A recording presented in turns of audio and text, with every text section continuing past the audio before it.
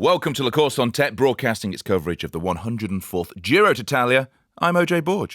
As always, I'd like to say a hearty ciao to Peloton's Aérogramme subscribers, and thanks to our presenting sponsors, Specialized, the makers of the Tarmac SL7, the most winningest bike in the Peloton. Now, Paolo, serenade me.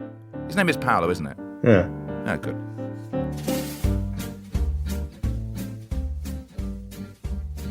My name's Jeremy Whittle. I'm at home. I've been at home for quite a long time now. I'm quite keen to go to a bike race. Hi, my name's Peter Cossins. I am at a bike race. I'm at the Criterium du Dauphiné, and it's rather lovely. Look how he rubbed that straight into you there, Jeremy. Not fair. No. How many bike races have you been to this year, Pete? This is, I think, is it my fourth? I'm not sure. You see, I mean, this is going to be probably an unpopular hot take. I'm not the biggest fan of going to bike races. I quite like watching them on TV, Jeremy. Well, I quite like going because I think there's no substitute for standing on a finish line and seeing the riders come through. And even though now, you know, face-to-face contact with the riders because of the pandemic is really difficult, you just get a bit more insight into the tensions and, you know, all of that stuff. Would you go to a bike race if you weren't working as a journalist, Jeremy? No.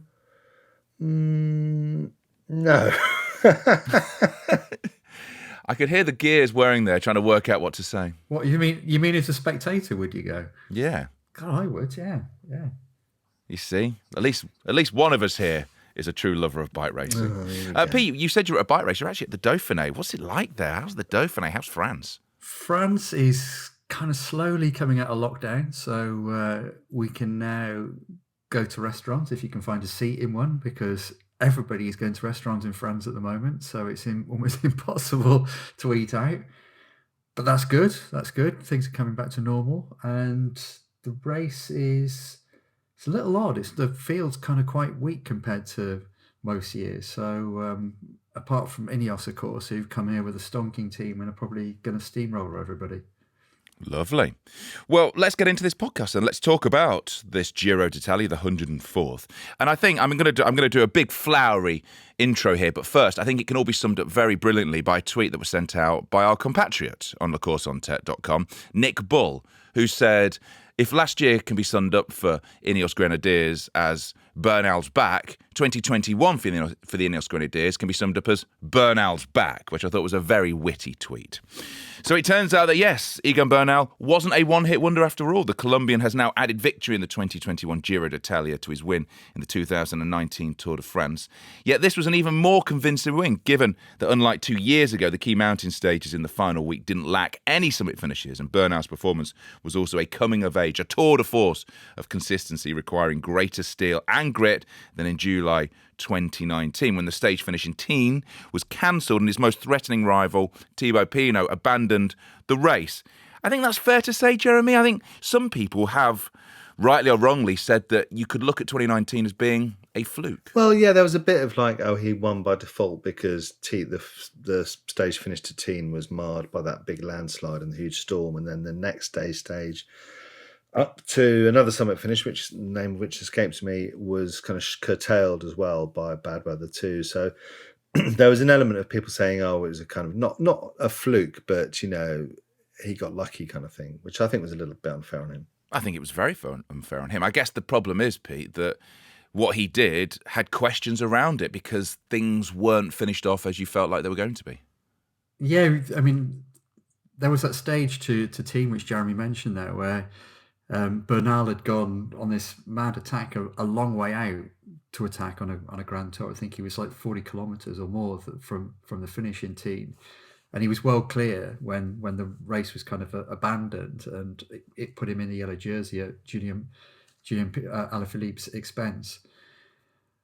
And you just kind of had this idea of this question in the back of your mind: was he going to make it? And I think perhaps the Giro answered that question to a certain extent. And you thought, yeah, he probably would have done. The talk of this Giro d'Italia, a lot of it, as I said before we started here, was of Bernal's back. Does he look stiff? I mean, I saw him walking around doing interviews, and he does hobble a bit, doesn't he? Well, he gave a press conference after his win in Sunday, not his stage win, but his overall win in Sunday's final time trial into Milan. And it was quite interesting, some of the things he said, which were more kind of, in hindsight, predictable. They were about the emotional baggage of being a tour winner so young, about the pressure that came with it, about lacking motivation. Interestingly as well, he said that he had thought of becoming a journalist in the past, which would make a reverse of most of the cycling journalists who want to become riders. So that would be good. But yeah, I think I remember seeing a clip kind of a few weeks after he won the Tour in 2019. He was flying back to Latin America, and he was recognised on the plane, and I think people started applauding and cheering who were on the flight, and he very kind of almost kind of embarrassedly stood up in his seat and waved to the people in the club class cabin. Presumably he was flying black in club, having just won the Tour. And I just thought you had this impression of a little kid who wasn't well equipped to deal with all the stuff that was going to come his way. And that's basically what he said this afternoon, that, you know, it was, okay, his back was a problem, but it was also that he didn't know where he was going, and he didn't know if he had the motivation to continue to work as hard as he had done. I mean, it's funny that, isn't it? Somebody who is so young, what is he, 23, talking about not having the motivation, considering he's not really had the longest of cycling careers, Pete. No, I think, yeah. Sorry, is he 23 or 24? Sorry, I'm just... Are you looking it up? What? Are you looking it up or just trying to dredge it out of your memory? Are you texting him right now? Hang on. What is amazing about him is he's the first rider since Felice Gimondi, Gino Bartali and Eddie Merckx to win both the Giro and the Tour before they were 25. Now, that's quite illustrious company for him to be in. And I think, you know, it's not just that he's the latest Colombian rider to make the Grand Tour breakthrough, but it's also that he's just rocketed now into the stratosphere as he's won the Giro and the Tour, and that in itself is a rare achievement. And he's won them both, as I say, at such a tender age. But he seems much more mature now, much more well equipped to deal with what's going to come his way, I guess. You feel, with that lovely factoid there, Jeremy, you feel like he's not going to be the last in the next few years, do you? To join them. So before we talk any more about this and the people he had rivalries with over the course of this Giro d'Italia, and I need to talk about his teammate, who is Danny Martinez, who legitimately possibly could have won this Giro d'Italia had Bernal's back gone. Let's listen to our capo de capi, William Fotheringham, learned connoisseur of so many Grand Tours, who's been considering his personal highlights in this year's race. And like all of the best desserts, his choice comes as a trio. Highlights of the Giro, they said. What do you do when the whole race is a highlight? I wouldn't describe this as one of the great Giros in its entirety, but it was good. There were barely any dull moments and barely any boring stages, even though the course of the overall win could be charted from about 1 week in. There was no disruption from the COVID-19 pandemic, and that's something to cheer about. I'll pick 3 highlights. Firstly, Filippo Ganna's move in the opening section of Sterrato on stage 11. An absolutely brutal display of power riding, with the tyres on the limit of adhesion. I'm still amazed he only lost control on one bend, as I recall. It was a key moment. It burned out many of the domestiques in the rival GC teams, and that led in turn to their leader's demise later in the stage, and that led in turn, etc., to Egan Bernal's overall win. This was one of the great Giro stages of recent years, and Ganna's initial move was the foundation for all that came later. Secondly, the obvious one. Danny Martinez screaming and gesticulating at Egan Bernal as he lost control on the stage to Sega di Ala. It's not often you get to see the passion which motivates the best team riders, but here it was in the raw. And Martinez was probably the hero of the Giro for me, the strongest team rider, but still able to finish 5th overall. No disrespect to Egan Bernal, a worthy winner, one who could not be faulted, but he owes a lot to Martinez. And for those who think it's just about paying a rider and getting him to work, what Martinez was showing there is beyond price. Thirdly, a stage winner. There were so many good stage winners in this Giro, so many new stage winners, riders who'd never won a stage in a Grand Tour before. As I saw it, that was the great thing about the race. Every day, a fantastic battle for the win. In total, I'm afraid, more entertaining than the GC race. That's why I thought the whole Giro was a highlight. Pick one, okay. Victor Campenaerts at Gorizia. For the textbook way he attacked out of the break to form the winning move, using the wind to full advantage and then riding the others off his wheel. I could have gone for any other, but hey, what better than Victor the Victor? Pete, what are your favourite 3 desserts if you were going to have a trio of desserts? What, from this Giro or just any? In life. In life, I'd probably go for probably a bit of spotted dick. I think that would be up there. A bit of crumble and some ice cream. That's outrageously northern, British northern. Spotted dick. I mean, I thought you'd go for a creme caramel. I think you may need to explain that to our American What a spotted dick. No, let's leave it hanging out there. Don't explain. Yeah. Never explain yourself. Never explain the Yorkshire spotted dick, which I think is possibly not the right way to explain it. We're trying to win listeners over, not turn them away. Who says people are going to be turned away by spotted dick, Jeremy? Anyway, let's move on. Was it a classic Giro? No, I don't think so, because to me there wasn't enough suspense. I thought there was going to be. I mean, as we were talking before we started recording, it was a bit like you're sat on a surfboard waiting for a big wave, and you can see the waves rolling in, and you're thinking, "Oh, the next one's going to be good. The next one's going to be good," and it never really happened, did it? And I think, we kept thinking that one of those names like Remco Evenepoel, Hugh Carthy, João Almeida, Vincenzo Nibali, Landa, Simon Yates, any of those people would take it to, obviously not Landa because he was out before the end of the first week, but any of those people would have taken it to Bernal and Ineos Grenadiers. But in the end, it was the most unlikely rider in the peloton. Almost, if you had to choose the list of most likely, it would be Damiano Caruso. And he was the only rider who was within 4 minutes of Bernal, which shows how complete the victory was. I'd agree with Jeremy on that. I think it was a couple of times it really flickered, and you thought this is going to come to life now. This is going to be a great GC battle, and then for whatever reason, generally because somebody completely fell apart or slipped away, whether it was George Bennett early on, who we were thinking was going to be a contender, whether it was Remco, Simon Yates obviously kind of faded away, or then re-emerged, faded, and then re-emerged, and then kind of faded away again. So Bernal was the only one, apart from Caruso, who was consistent. Of course, Caruso was perhaps let down at the start by the fact that he wasn't riding for himself anyway. He was riding for Landa, and probably didn't have a GC head on at the start. Wasn't thinking about riding for the pink jersey, and ended up there by default.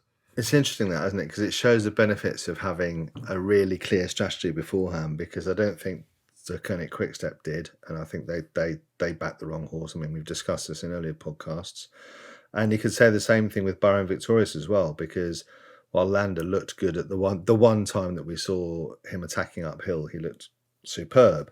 But again, it was stage 3 or 4, wasn't it? It was very early on in the race, and meanwhile Caruso has shown the resilience and the durability to win the final mountain stage, and he performed very well in the time trial in Milan as well. So he was actually the better bet for them as well. Okay, you can't account for Landa's crash. But also it's also a bit of Beverly Knight, isn't it? And that's a musical reference going to be lost on everyone, which is shoulda, coulda, woulda, because Damiano Caruso, I mean, he's actually, with his second here at the Giro d'Italia, is a higher Grand Tour placing than Mikel Landa has ever managed in his career, and he was the pick of one person who we're talking to right now, was he not? So you are saying, in hindsight, had Bahrain Victorious, had they gone with Caruso, they might have a chance of winning this Giro?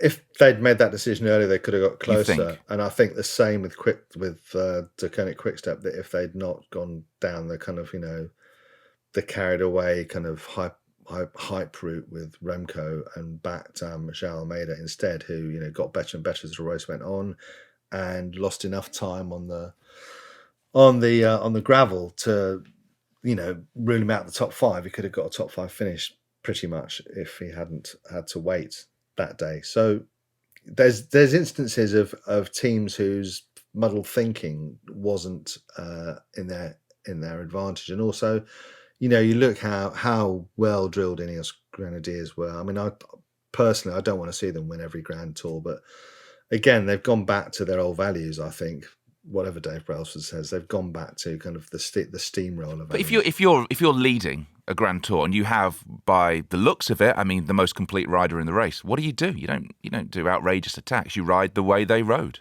You do. I mean, they rode it perfectly. I mean, I think over the 3 weeks, I can think of one moment where they perhaps got things a little bit wrong, which was when Danny Martinez was dropped on one of the, I think on a descent actually, and they made Gianni Moscon wait for him and kind of pace him back up to the lead group, and that subsequently led to Moscon not being able to work for Bernal, and it was one of the days that Bernal was struggling, and they kind of paid for it in a way. But apart from that, quite minor thing really. I mean, they got everything spot on, and they knew who they were riding for. They knew where the riders were going to be strong at particular times. I mean, we saw Moscon was like a real monster performance at certain points. The same from Ganna. I mean, in the last few days, we've seen it from Danny Martinez, and I think we're probably going to talk about him a bit more. But I think all of their riders, Puccio, they all rode extremely well. Well, let's talk about the Ineos Grenadiers, because tactically, as Pete just said, they got pretty much everything right bar a few minor things. It was interesting to see when all these attacks were going over the final few days on the big mountain passes, how little Egan Bernal panicked. You think, oh, they're riding away from him now. But no, he just sat there, they did their pace, and they brought it all back together. I think that's one of the things that's always impressed me about Bernal. He just seems to me to have this kind of this serenity that perhaps riders like Chris Froome have had when they're at their best. He doesn't panic. He kind of rides within himself just enough so that he can stay in contention, and he takes his chances when he's feeling good and when they're very obvious. That doesn't mean he's kind of waiting until the very last minute to attack, because he did attack in very kind of grandiose ways at times, but he just has this complete calm about him that I guess that a lot of all great Grand Tour winners have to have, that kind of resilience to see them through. Does that calm come from, though? Does that calm come, Jeremy, because you know you've got someone like Danny Martinez riding for you? Well, it's about the long game, isn't it? I mean, I think absolutely it comes from knowing that you've got a fantastic team who composed of riders who will be leaders in other teams that will back you up, having absolute certainty that they will follow the plan. They won't go off and do rogue things, which is, you look at the other teams like Deceuninck Quickstep had that with Evenepoel and Almeida, degree of tension. But then I think Bernal's been a bit poorly served, because he did have one glorious moment on the stage called Cortina d'Ampezzo when he rode over the Passo Giao, which is one of the most feared climbs in the Dolomites, and did that fantastic solo attack and went down the side at speed and won, chased by men with chainsaws. Did you see that? Chased by men with chainsaws. I did see that. Who had a chainsaw? No, I missed that. Well, you missed it because it wasn't on TV, which is what I mean by the injustice. That, again, because people, if that whole attack up through the snowfields had been transmitted live on TV, as we all would have hoped, people would be lionising him and say, "Oh, it's the grand style of Fausto Coppi, etc., etc., etc." But in fact, because the TV pictures went out, it wasn't shown live, and there were only kind of still photography and little clips of video. But as he approached the top of the Passo Giao, there were two men with chainsaws running alongside him, going zzz. Actual chainsaws? Actual chainsaws, though, Jay. Yeah. Wow. It's just about they didn't fall over, because that would have been good live TV. But well, we didn't have the pictures, unfortunately. It would have been 250 quid from You've Been Framed. Yes. Again, a reference that would be lost You've been sliced on American listeners right now. So on the subject of Danny Martinez, who we keep talking about, actually ended up fifth in the end, just 7:24 down on his teammate. It was the most impressive performance. He is a super domestique. He is the sort of super domestique that Wout Poels was to Froome during those glory days. He's better than that. Is he better? I think he's more accomplished rider than that. And there was obviously a degree of national solidarity between them, and they felt like he and Bernal had established a kind of brotherhood in that last week of the Giro. But yeah, I think he's better than that because he's a really accomplished time trialist as well as a great climber, and he's got grinta, hasn't he? He's got real grit when he needs it, and that was encapsulated by that fantastic image that William was talking about earlier as well, of him berating Bernal and shouting at him and encouraging him in the most kind of like in a quite intimate way as well, because I think you see that between teammates, but it was so feral and ferocious, his yelling at him, you're going to win the you're going to win the Giro, you've got to hang on. I thought that was a fantastic moment. Well, you don't do it, do you? If you don't like the person you're riding with, you don't do it. If they start falling away, in your mind, you are, well, I knew that, I should have been the leader. Yeah, I think the thing about Martinez that really struck me, and it struck me before. I mean, he's a very handsome man. He's got this kind of very, very dark look. I mean, it made often when I watched him, it made me think of a thing that my mum always said about rough men she knew growing up when she was in Yorkshire. She said he looked like a man who kicked dogs. And that's what that was the impression I got from Martinez, that he was just like scallywags and cads. Nothing was going to stop him kind of almost dragging Bernal around if he needed to. Nothing was going to stop him from winning this race. And I thought it was just like glorious to watch him, actually. I mean, it's only in the last 4 or 5 days that he really came to the fore.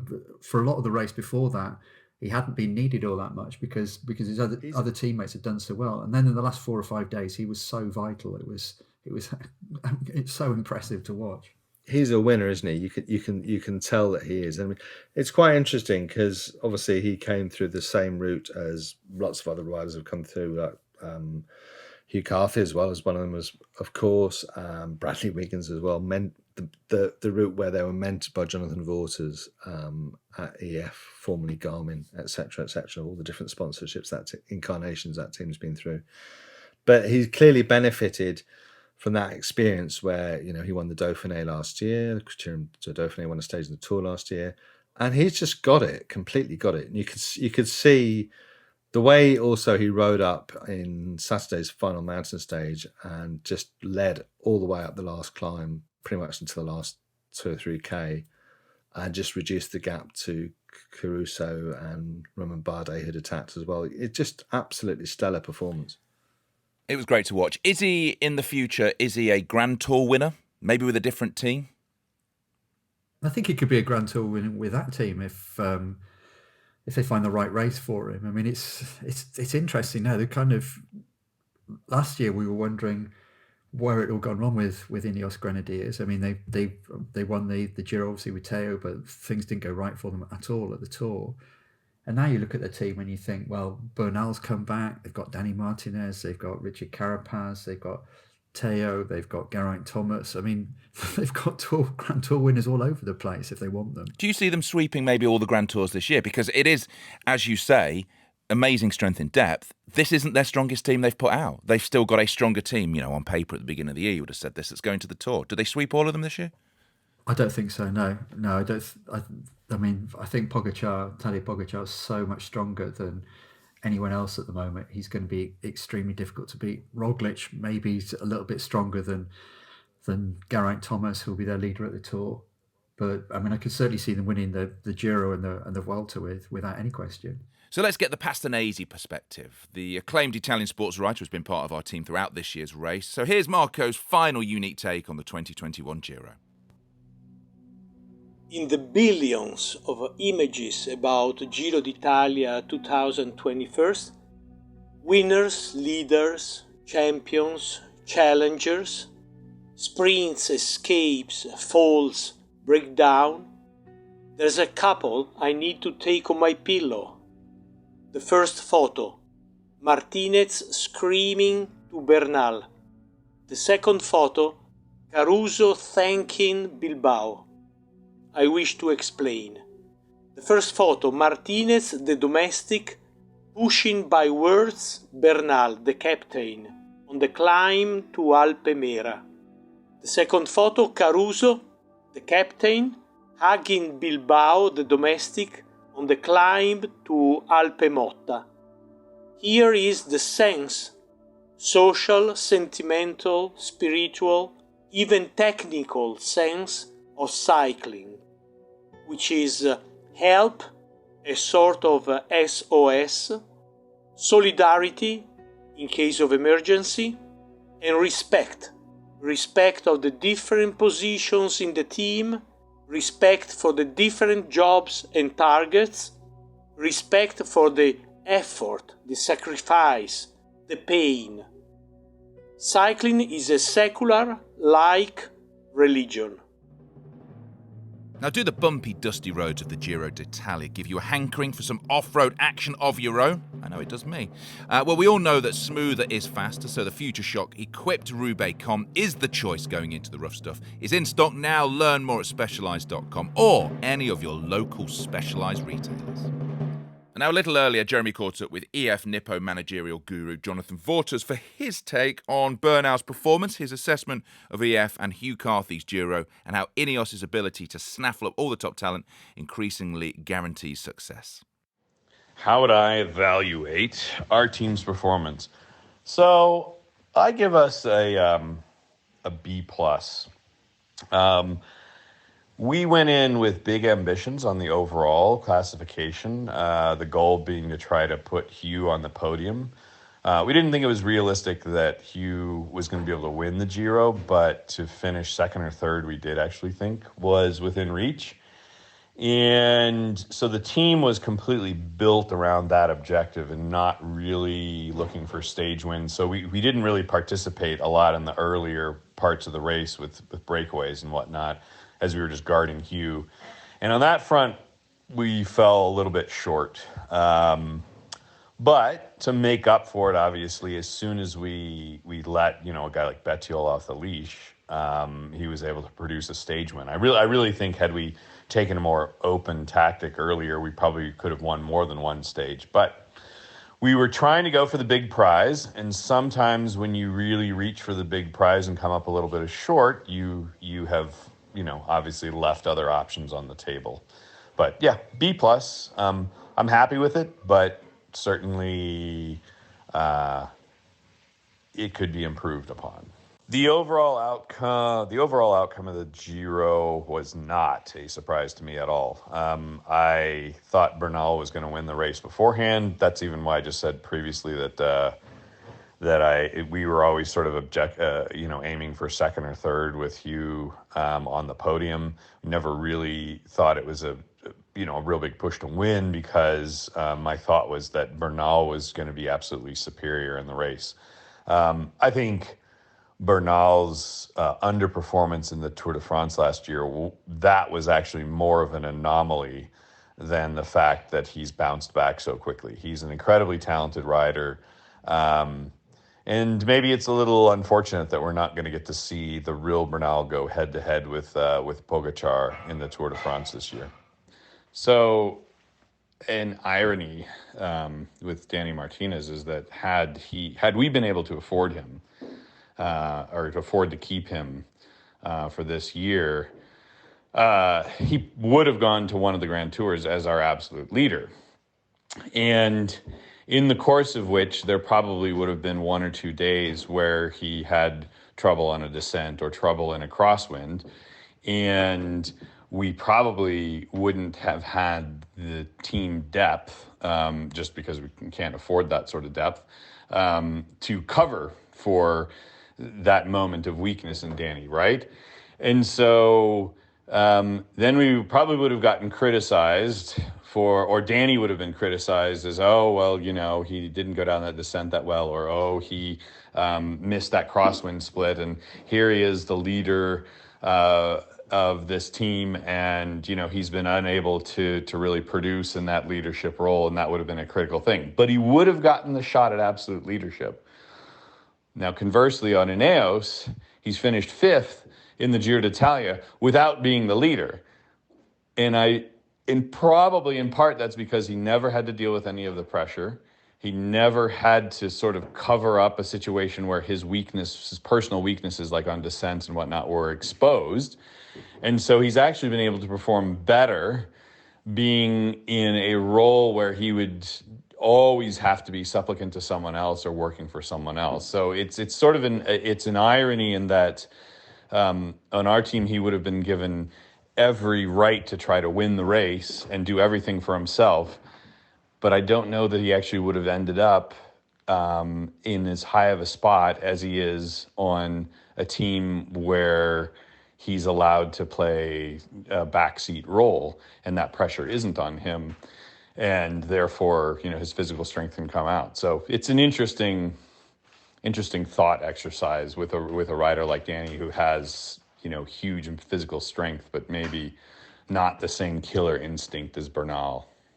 And just as one final thought on that, while, Hugh Carthy finished behind Danny in the Giro this year, I do actually feel like Hugh does have those leadership qualities long term. Now, the Giro didn't quite go exactly like he wanted this year. He had a little bit of trouble with the temperature swings that occurred around the second rest day.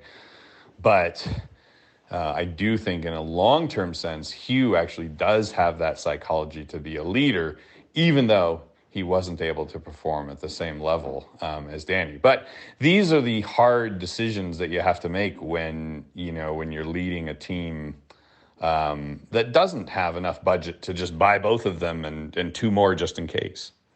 Jonathan Vaughters there. Thank you very much to Jonathan Vaughters, as always, for his takes. So let's talk about some of the other riders in the race who maybe didn't do as well as they were hoping to. He made it to the podium, did Simon Philip Yates. 4 minutes 15 down on the end on Bernal. Weak team around him, not a strong enough team, or did he just not have it, Jeremy? I don't think the team were particularly at fault. I just don't think they really had a leader who was on top of his game in terms of knowing what was going to happen each day, because he blew hot and cold, didn't he? And he seemed to blow hot and cold according to whether the weather was hot or cold as well. He definitely didn't like the bad weather, and he just kind of he didn't get going really ever. I mean, obviously there was the stage win was the peak of his performance, but it felt like he was constantly kind of on the verge of doing something really spectacular, but never quite pulled it off, or never put enough time into anybody else around him to really make a huge difference. Having said that, it's a top three finish in the Giro. He's won the Vuelta. He's just won the Tour of the Alps this year. I mean, he's already having a really successful year. So maybe we should put that perspective on it. I think I'd agree with Jeremy, but in Yates's defence, I would say that there was obviously some issue troubling him in the first 2 weeks when we didn't really see anything of him at all. And when we did see pictures of him, he was tending to kind of fall away from his rivals, not very far, but out of contention a little bit. And we don't really know what was going on then. And also, I mean, although he won the Vuelta in 2018, and it was a really good win, I think this was a much stronger field, and it was a much harder race. And to come third is confirmation that he is a Grand Tour winner. And I mean, he could win the Giro if everything went right for him in the same way that it did for Bernal. It just needs you just need a bit of luck at the right time, and that's essential to winning a Grand Tour. And looking at some of the other riders just around there, we have to go fairly far down to find Romain Bardet, who was 7th. And then even further down the final standings, we go down to 18th. Over an hour down on Bernal, we find Vincenzo Nibali. Considering their age, are they Grand Tour leaders anymore? Credible Grand Tour leaders? I don't think so. I mean, I think Nibali's kind of pretty much admitted as much again after finishing Milan, after the final time trial. He seemed to be almost bidding farewell to the days when he could hope to really joust for a podium finish. I mean, he's been in the podium on Grand Tour so many times. He's won the Giro twice. He's won the Tour de France, obviously the Vuelta. But he just felt like he's in the twilight years. A bit like, I guess, people feel about Froome now as well, who's obviously very much saying that isn't the case. But Nibali seems to be a bit more resigned. Bardet, I mean, his time trialing, just you put your head in your hands and think, how can he ever think of getting on the podium of a Grand Tour if he just time trial as badly as he does? I mean, the first time trial he lost nearly a minute, and I despair of it's become a kind of, not a joke. It's not a joke because I think he's a great rider. He's a fantastic climber, etc. And he's given us some great moments over the years, specifically in the Tour de France. But it's just you cannot compete in Grand Tours if you can't time trial, and he just can't time trial at the level that he needs to time trial at. Can he? Does he hate time trialing, or does he just not train? What is the reason? I've never seen it interviewed out of him. I think there's always been an issue there in terms of, I mean, he's so slight and he just doesn't generate the power that you need in a time trial. It's quite obvious to comparing to somebody like Thibaut Pinot. They've been rivals for years and years, and Pinot's he has got a decent time trial in him. He's won the French national time trial championship, and so he is able to perform. He is able to defend himself. But Bardet is just something that he can't do. He can't do well. I mean, I guess perhaps he's a bit like, if you look further back, like somebody like Michael Rasmussen, who really struggled in time trials in a big way as well, because he was such a pure climber. I mean, it's not fair saying he's too slight. I mean, slight not in the way that burly ruler Egan Bernal is, you mean? Well, I think he's always had an issue mentally with kind of devoting the energy and the time to it. And I remember, it was a few years ago when he was sponsored by Factor Bikes. I heard some gossip about kind of, he's got this time trial bike that they couriered to him, and it's still in the box, kind of thing. He was supposed to have gone out on it and and used it a lot and got the position sorted out and stuff. But I've heard talk suggesting he's just not interested in it at all. But he, he's done as much work as he's willing to do. And then, his interest is in the mountains, which I guess that's his great skill, and he's a fantastic climber, as I just said. But if you don't work on time trialing, Pinot got much better at time trialing because he spent an awful lot of time working on it with his brother. So what do they do now, Nibali? What does Nibali? Nibali's talking about the Olympics, and I think maybe one day race, because he's such a canny tactician and such a brilliant tactician, so good at reading a race, that maybe if he's strong enough, the Olympics could be something that suits him, because it's a very hard course, assuming the Olympics happen. I'm sure we haven't heard the last of him, I don't think, but whether he'll ever contend in the Grand Tour, as I said, I don't see. Bardet, I don't know really. What do you think, Pete? I really feel he's kind of like ebbing away. I feel we've been a bit unfair to him, really, because one thing that's not been mentioned is the fact that he came into this race as backup, really, to Jai Hindley, who was obviously runner-up last year and almost won the Giro, and had a dreadful performance, eventually abandoned. And Bardet came here. He signed for DSM because he wanted to win races again, and he kind of missed that. He just got into this routine of carrying the Grand Tour pressure on his back all the time with AG2R, and he's ended up in that situation again at DSM by default because Hindley wasn't there. And really what he wants to do is to win some races. If you look back at his career, I think Bardet's only won, it's almost single figures the number of victories he's had.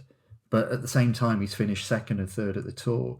And I think he just wants to compete again, rather than just riding kind of for the long term and saving himself. And he was kind of caught between two chairs in this race. And I think more than anything, he wanted a stage win. He'd probably been happy finishing 10th with a stage win than finishing 7th and not getting a stage win at all. I think it's important to remember he was Chris Froome's great rival at one point. If everybody remembers the Tour de France that finished the penultimate stage was a time trial in Marseille, and the images of him slumped against the wall of the Velodrome in Marseille after he'd battled hard to hold on to a podium spot, and again his time trialing was his real Achilles heel. But he's crossed swords with the best. He was genuinely a Tour de France contender up until a couple of years ago, even. And if you look at his results, he's finished in the top 10 of the Tour de France 5 times in recent years. Here we go. I'm going to make a prediction about Romain Bardet just before we sign off. Following in probably faith. Come on, get it out. Dealing him an ill fate in the same way that I did Mikel Landa, but Romain Bardet will win the Olympic title in Tokyo if it happens. You're just saying that.